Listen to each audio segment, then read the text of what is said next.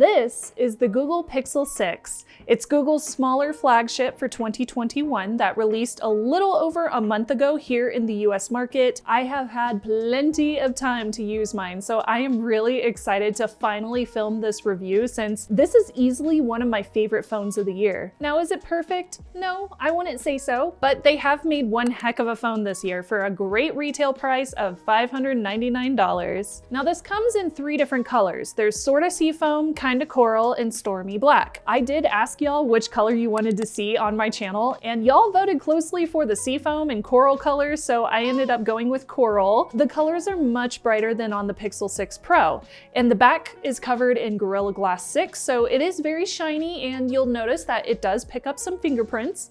I do like the matte black alloy frame, which feels really durable around the edges, and it looks really good as well. But overall, the design is very similar to the Pixel 6 Pro down to that camera bar.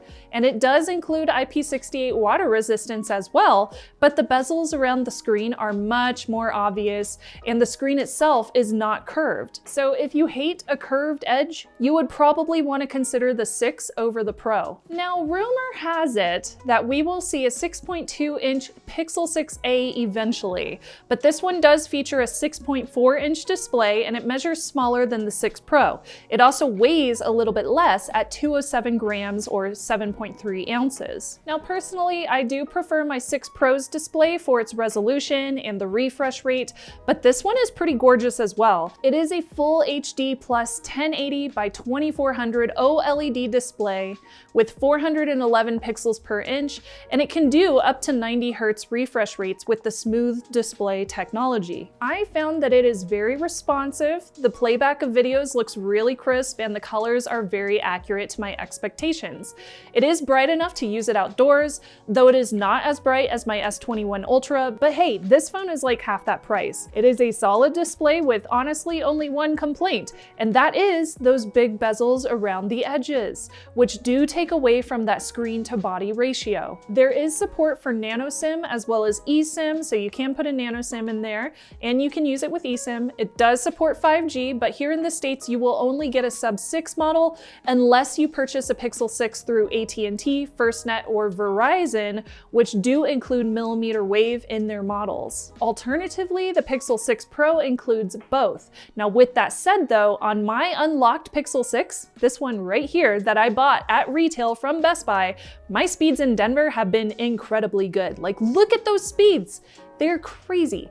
Take a look at these examples. I did have to go searching for those speeds though, since my home is not in a good location for 5G, but that's okay because once I got out there and I found these speeds, I was like, whoa, okay, yeah, that's definitely 5G. Same could be said about reliability when it comes to Wi-Fi and Bluetooth. On my Wi-Fi 6 connection here at home, I'm getting solid speeds as well, and the Bluetooth 5.2 works great with my Pixel Buds and whenever I connect it to my car.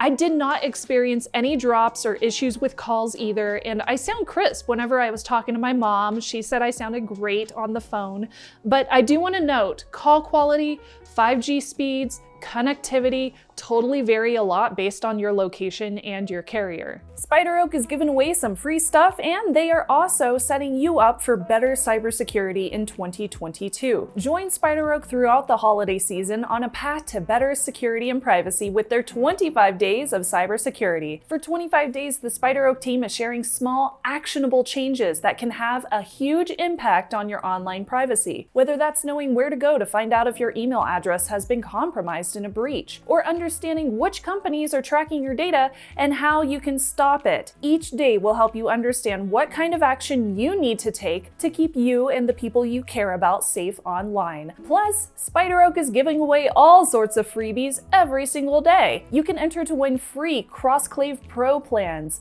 SpiderOak swag, and other prizes. No purchase necessary. Check out the daily security and privacy tips at the link below and see all the ways that you can step up your cybersecurity game before 2022. Now, let's talk battery. I have been quite happy with the battery in my Pixel 6 Pro and the Pixel 6. Both of them can get me through a full day of work, and that includes lots of camera use, lots of screen on time, lots of YouTube, let's be honest. The battery in the 6 is a 4614 milliampere hour, and while this will vary, again, depending on your connectivity, your app usage, etc., I did find that the battery in the 6 lasted slightly longer than my 6 Pro. My guess is that's due to the step down in the display technology on this one. I took the 6 to Meow Wolf right here in Denver for a 6-hour day of photos, of video tests, and it lasted me absolutely no problem. There is a cable in the box, there is no charger, and it is Qi wireless charging compatible. You can also share the battery life with other devices wirelessly, just like you can do on the 6 Pro. It is compatible with Google's own 30-watt charging brick, but maxes out around 22 watts in charging speed, which is still quite fast. The speakers and audio on here, I was listening to like YouTube videos and some music. It's pretty average for an Android phone, so nothing outstanding there. But the UI on here is not average, given that it comes with Google's new Material U,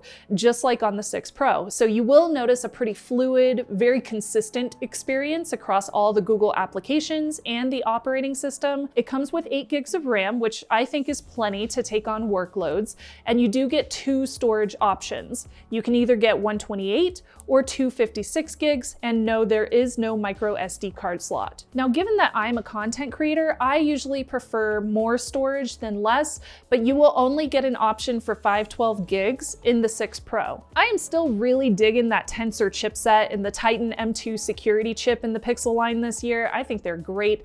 I mentioned it on a previous video, but a big selling point for me is the fact that this comes with 5 years of Pixel updates, including security updates, which is great. Tensor works well for AI and machine learning processes. I really haven't had a better experience when it comes to assistant use cases or predictive text, or its ability to understand my speech. It's really good at having like conversational replies whenever I'm using Assistant. I'm quite happy with it. I can immediately detect and translate Japanese, and I have noticed some really cool little features on this newest Android operating system on Pixel. Like, for example, like if I want to save a picture from a website, I can pull up from the bottom of the screen and it will recognize the picture, and it will intelligently know where an image is at on that app and save just the image, nothing around it. That's just one of the cool things that I've been able to take advantage of since I got my Pixel 6 phones. Titan M2 does bring security and privacy, with lots of local processing and sandboxing happening for your private data,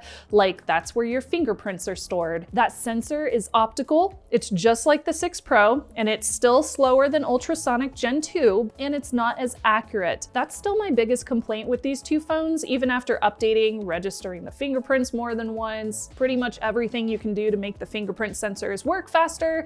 That's just the technology, it's optical. The last big thing that I really wanted to talk about on here was the cameras. But again, big thanks to my newest Patreon supporters, Dark Mage and Derek, for the support over at patreon.com/ShannonMorse, and to Kiki and Marcus at buymeacoffee.com/snubs. I did go out and I purchased this phone so that I could test it out for y'all, and I couldn't do that if it wasn't for the support. So huge thank you for allowing me to bring this video to you.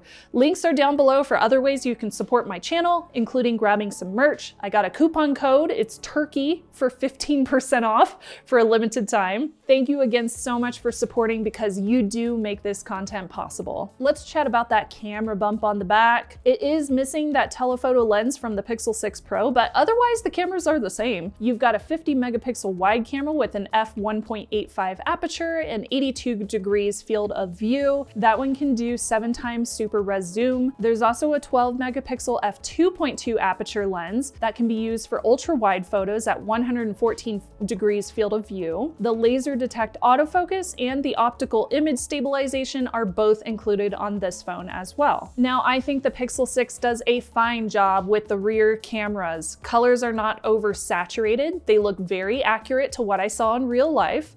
Photos are very detailed, and parts in shadow are not over adjusted. They look well balanced. I used a lot of night sight on this camera, and that came in clutch at Meow Wolf for all of these darker photos, and it made the pictures look amazingly gorgeous. There's plenty of detail in these really crazy backdrops, and the pictures aren't grainy or dark. They look really, really nice. Videos were super stable, audio was really clear, and I do have some examples right here.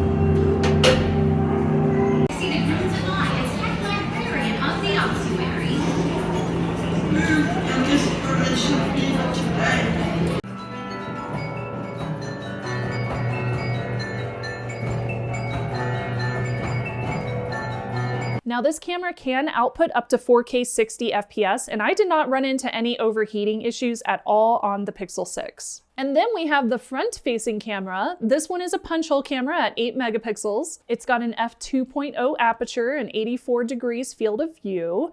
Even in low light, you do get some good detail and some good quality. There is a little bit of noisiness in some of the sections of the photos, like around my hair in lower light, but overall the photos are really good. In brighter environments, like here in my studio, it does really well. I found the same to be said about the videos on the front-facing camera as well as the photos. Video is capped at 1080p 30 FPS on the front-facing camera, so you cannot record in 4K on that front-facing camera.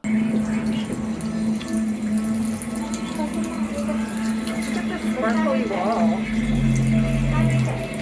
I have really enjoyed using this smaller Pixel 6. The size is comfortable. I had no major overbearing issues with it. I do prefer my Pixel 6 Pro for that additional telephoto lens and the higher quality screen, but I don't think most users would really want to spend several $100s more just for a few extra perks. In real life scenarios, like when my friends are asking for recommendations, I've been telling most of them to upgrade to a Pixel 6 really because that price is so killer. Now, I did do some comparisons in a full Pixel 6 Pro review that is linked over here, and you can also subscribe down in the corner using this button if watching this in the app or on the website as well. Comment with video ideas if you want to see me dig into anything deeper. I will be back later this week with another video, but until then, I hope you're doing great. Thank you so much for the support again, and I'll see you later. Bye, y'all.